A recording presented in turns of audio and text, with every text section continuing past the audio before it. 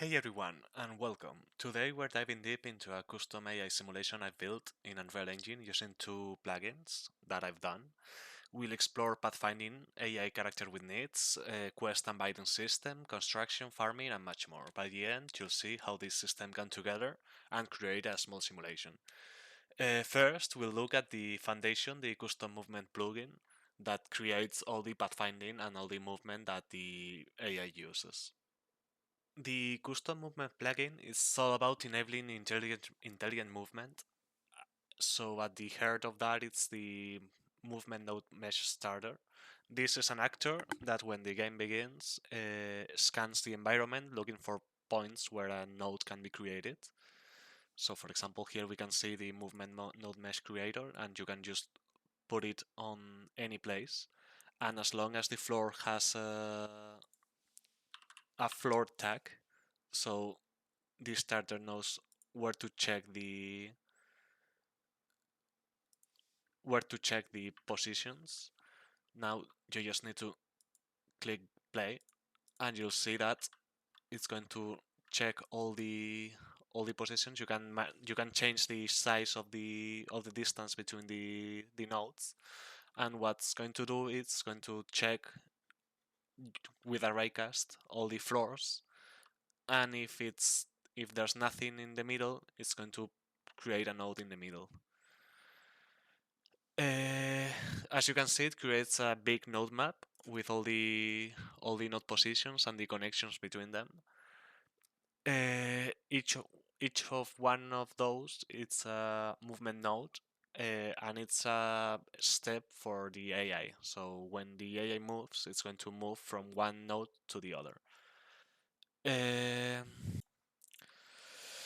And how do actors use this? So the Pathfinder subsystem provides an A-star algorithm that the actor can ask for an access, and they can ask for a path to any node on the map. So for example, this character now is going to try to find a new path for that work site, and as you can see on the blue spheres, it's going to get a new path all the way to the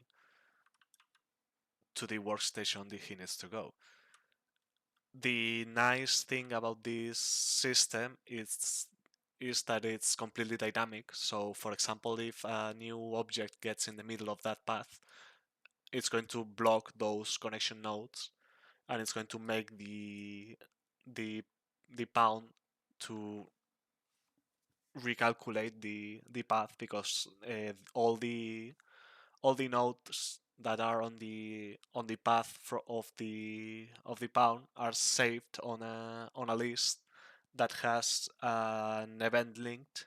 So once one of those nodes gets updated, it's going to send an event back to the pawn, so it can calculate again the pathfinding. So for example, now if we block these nodes, what's going to happen is this connection is going to be blocked, and the pawn is going to calculate a new path around the blockage. This pathfinding is become the backbone of all the movement on my pathfinding system and on the general simulation.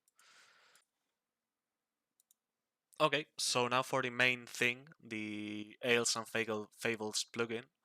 This is where the simulation comes alive and all the bounds and systems are created. So, first of all, this is our AI character. Each one of those is an autonomous agent, so it's completely autonomous from all the other bounds. They don't know about each other's existence, and there isn't any way for them to communicate between them. Uh, each one of them has an inventory where he stores all the resources it's going to get and money, And also they have the stats component that is the UI that you can see on top of their heads. This shows their different stats like hunger, thirst, energy, and happiness. They are controlled by a behavior tree that now I'm going to show. There's also the other big important thing of the simulation, that's the day and night system. So this is a completely independent time system that changes the lighting of the environment and also affects the bounds. So for example, as you can see here, at this moment it's day and it's the first day and the 16th hour. So as the day goes through, the the light's going to go down in the sky and it's going to get dimmer and dimmer until it gets at night. So then all the pounds are going to go inside the houses so they can sleep for the night and recover their energy. So now in a moment you can see as the sun goes down, the all the pounds are going to start looking for their each house because every house has 1 pound assigned. And now, as you can see, it's nighttime. It's the lights much more dim, and every pound has gone into one house to sleep for the night. AI characters have needs, and as time passes, they're going to get hungry, thirsty, and tired. So once the need becomes critical, like hunger, their behavior tree will prioritize fulfilling it. So here, for example, you can we can check on this pound. It has it has enough it has enough thirst to keep on going for a while. But for example, if we put the thirst at 0, it's going to update and it's going to start looking for water to drink. So now it's going to get some water, and once it gets the water it needs, it's going to go back to the work he was doing before. If they can't find the anything on the central storage building, they're going to try to find it somewhere else. For example, they're going to go directly for a source and drink it from there. Orchestrating all of this is the main AI, the AI manager, that is going to monitor the global state, like the amount of wood in the central storage. And if the resources are low, for example, here we have 0 wood, it's going to generate a gathering quest, and it's going to broadcast it to all the characters. For example, here we can see that they have created a quest that's to gather 15 resources of berries for 30 gold. So it's going to create a timer for the bidding, and then all the characters are going to receive an announcement for that quest. They're going to check if they are idle, so if they can take that quest in, and then they're going to evaluate the possibility of completing that quest. So that is going to take the for between a lot of things like the reward and the money they have, the distance factor to the resource, the if it's very hungry or very thirsty or very tired. And with all of that, they're going to send back a new bid value. That's going to be the bidding they're going to do, and every character is going to send that value. And when the 3 seconds pass, the the AI is going to assign uh, that quest to any of the highest bidder. Here we can see a very straightforward example of how the quest system works. So we can see that the manager has sent a quest for 15 wood and a 45 gold reward. So there's going to be a 3-second timer for the bidding. This pound, as is the only one in this scene, is going to get that quest. And as it's idle, it's going to send a 14.6 bit value bid. After the 3 seconds pass, it's going to the manager is going to select a winner and it's going to assign that quest for to that character. So, for example, this character is going to get the quest that he sent a 14.6 bit into. So once it has the quest assigned, it's going to get all the information, and with the behavior tree, it's going to start looking for the nearest work site. So, for example, here it has found the wood type at this distance. That's going to be this tree, and now it's going to go towards that tree. The As in this scene is there's only one character, the manager is not going to be able to assign all the quests that has created, because every pound has the ability to complete just one quest. So all the rest of the quests are going to not be beaten. And if that happens and the bidding time is finished, the manager is going to send those quests again until it finds someone to do those quests. So now the pawn it's going to go towards this tree. It's going to do the working, and then it's going to go to the next one. Once it gets all the wood he needs, it's going to go towards the central storage, and it's going to leave all the wood there. The manager also handles the construction of the new buildings. For example, if the population outgrows the housing available, it will decide to build a new house if it finds a suitable place on the pathfinding. So here, for example, there's 1 pound and there's no houses, so the manager is going to try to build a new house so this pound can sleep somewhere, and it's going to check the inventory of the central storage, so to know if there's enough wood to build the new house. It is. So now it's going to create a new building place.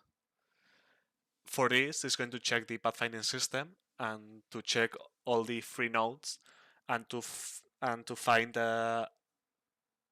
any amount of nodes needed to fit all this construction. Here, for example, it's looking for a 2x2 free node so they can start building the new house. Once the construction site is created, the manager is going to get a couple of delivering quests to fill out the wood amount required for the building. So here, for example, the new construction needs 75 wood, so it's going to create this as the maximum amount of transportable resources are 15. It's going to create 4 different quests to move all the needed to move all the needed wood to the new construction site. So now the pound is going to start getting all these quests and moving all the resources until it fills the needed amount and the construction is finished. So if we wait a little bit, we'll be able to see how how this numbers goes up. And once the building is completely full, it's going to create a new house. We also have the farming system. This system with the wet field sectors have their own life cycle, needing planting, then watering, and then having to wait for them to grow. And finally, they become ready for harvest. The AI manager generates quests for each of these stages, and the pawns will carry out these tasks. So, for example, now the first task will be bringing resources to build the field. Now the next task will be to, well, no, it's going to the other one, but yeah, now the second task will be to plant all the new seeds. So now it's going there and planting. Once the field is planted, it's going to change the appearance and it's going to get like these small sprouts. And once the sprouts are done, the pound will get some water and will water the field. So you can see now it's watering and now it's watered. And now we just have to wait for a couple of seconds so that the fields are grown. All these variables are modifiable by on the blueprints. So for example, now the duration for the growing is 60 seconds and the ready duration is over 60. I'm going to change it so it's faster. And also you can choose the harvest amount. So once the first 60-second pass, as we're going to see in a couple of seconds, the sprouts are going to get a little bit bigger, and then once the all the process finishes, the wheat is going to be the completely grown, and a new quest will be created. So the pound will go to get the resources. So now the characters come here. It's going to take the wheat, and it's going to go back to the storage to leave it. And as with everything, the pounds will also need to have fun so they don't get too bored. So when the average fun stat of all the pounds is less than 30, in this case there's only just 1 pound and it has less than 30, the manager will create a new quest to build a tavern. So here we can see once it updates the stats, you can see that it's going to create a tavern where the pound will need to bring 15 wood, and once it's created, the pound will go to the door and will buy some beer with the money he has. So, and it's going to recover all the all the all the sadness, as we can see. So here it's going to fill out the bar, so now it's completely filled out and it can continue with the work. And you can see that all this system works together to create a more or less realistic simulation. At the moment, the simulation is very bare bones, but I just done the base systems, so the simulation works. The custom movement provides the essential navigation, allowing the other plugin to move through the place and find new resources, complete quests, and work and go to construction sites. The events from the time subsystem also influence the decision of the manager and all the individual characters. Now I'm going to show you the all where all the decisions are taken inside the behavior tree of the pounds. So this is the behavior tree. So as we can see, the logic starts here with checking of the nighttime. This is the most important behavior part for the pounds. So once the time gets to night, the pawn will seek the his home because each pawn has a house assigned, and once it gets the target, it's going to create a path and follow it, and then once it gets to there, it's going to sleep there until next morning and regenerate all the energy. If it doesn't find a house, it's going to sleep anyways, but it's going to get much worse rest and it's going to work worse next day. The next important behavior is going to be the hunger. So once the pawn is hungry, it's going to try to check the nearest storage to to check if there's enough food there, and it's going to go there and try to get the food. But if he doesn't find any food, it's going to get to the emergency food. So it's going to try to find any type of resource that can fulfill this hunger, and it's going to go there and consume it directly. So it's the the AI is going to lose part of those resources as it's going to consume those resources directly. The thirst works completely the same, and then we have the happiness. The happiness is going to check if the pawn is sad and if it has enough money to get some beer. So if it does, it's going to try to find the nearest tavern and go there and drink at the tavern and get the happiness. If it doesn't have the money, it's going to get a debuff for the work speed, so it works much slower. This is the idle behavior. So if it doesn't have any quest, it's going to find a new random location and go there, and it's going to wander randomly around the map. And this is the works the quests part of the behavior. It's separated on the different types of quests that the pound has. So for example, here this is the first quest that's going to try to it's going to try to find the resources from the storage to bring to a new building. So it's going to take the source of the resource that needs. That's going to be the central storage. It's going to generate a path and then follow that path to the storage and take some resources from that storage.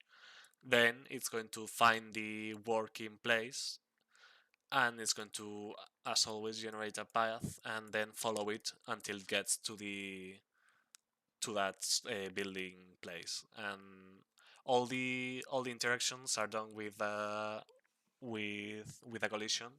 So once the path is finished, it's going to mean that it has reached the place. Then it's the just simple work quest behavior. So it's going to try to find the nearest work site that has the same resource. Then it's going to follow a path, and finally it's going to do the working. All these tasks are completely modifiable and have the option to add any animations you want to play once the pounds get to that resource. So if, for example, you want a tree garden animation, you can just pop in here, and then every time it gets to a tree, it's going to play that animation. Then we have the storing items behavior. So once it gets the resources from the work, it's going to try to find a storage and get there and store the items. Then we also have the getting resources to the wheat field. So it's going to find the wheat field, and this is the one. This is the behavior for planting seeds in the wet field. This is the quest for getting new water so it can water the wheat field. So it's going to try to find the storage and get some water from the storage, and then it's going to try to find the destination that's going to be the wheat field, and it's going to water all the fields. And finally, we have the quest to take that wheat from the wheat field. So it's going to get there. It's going to do the gathering, and then it's going to find the storage, and it's going to store all the items. So there you have it, a tour of my custom AI simulation framework in Unreal Engine. We've seen dynamic pathfinding, need-driven AI, quest and economic loop, construction, farming, betting systems, and it's all built on these two plugins that are independent. There's always more to add, as always. I want to add deeper economic models, or more complex AI, or new building types or work types. But hopefully, this gives a good idea of what's possible with once you start working with my plugin. If you found this interesting, let me know in the comments. And if you have any ideas of features that will go very nicely with this simulation, I have open ears, and all the feedback is welcome. So thank you for watching, and see you in the next update.